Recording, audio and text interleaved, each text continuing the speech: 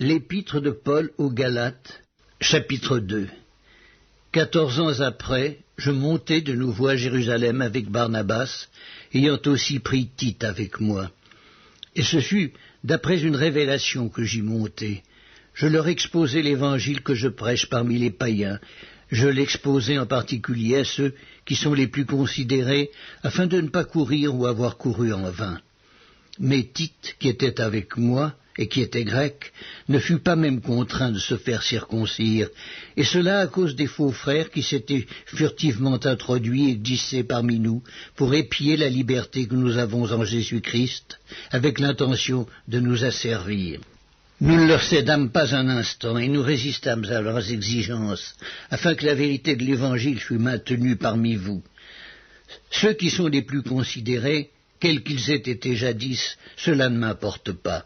Dieu ne fait point exception de personne. Ceux qui sont les plus considérés ne m'imposèrent rien.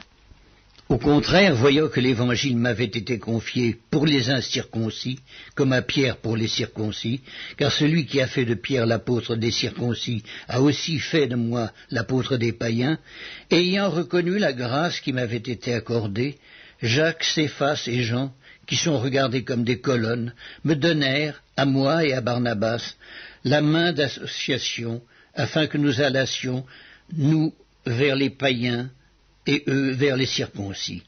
Ils nous recommandèrent seulement de nous souvenir des pauvres, ce que j'ai bien eu soin de faire. Mais lorsque Céphas vint à Antioche, je lui résistai en face, parce qu'il était répréhensible. En effet, avant l'arrivée de quelques personnes envoyées par Jacques, il mangeait avec les païens, et quand elles furent venues, il s'esquiva et se tint à l'écart par crainte des circoncis. Avec lui, les autres Juifs usèrent aussi de dissimulation, en sorte que Barnabas même fut entraîné par leur hypocrisie.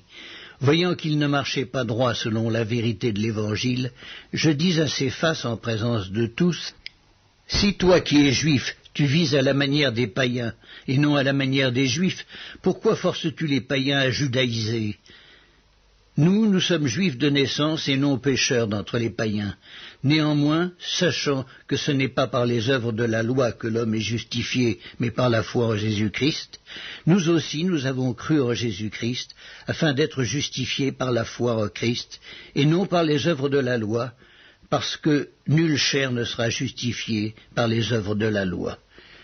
Mais tandis que nous cherchons à être justifiés par Christ, si nous étions aussi nous-mêmes trouvés pécheurs, Christ serait-il un ministre du péché ? Loin de là. Car si je rebâtis les choses que j'ai détruites, je me constitue moi-même un transgresseur, car c'est par la loi que je suis mort à la loi, afin de vivre pour Dieu. J'ai été crucifié avec Christ, et si je vis, ce n'est plus moi qui vis, c'est Christ qui vit en moi. Si je vis maintenant dans la chair, je vis dans la foi au Fils de Dieu, qui m'a aimé et qui s'est livré lui-même pour moi. Je ne rejette pas la grâce de Dieu, car si la justice s'obtient par la loi, Christ est donc mort en vain.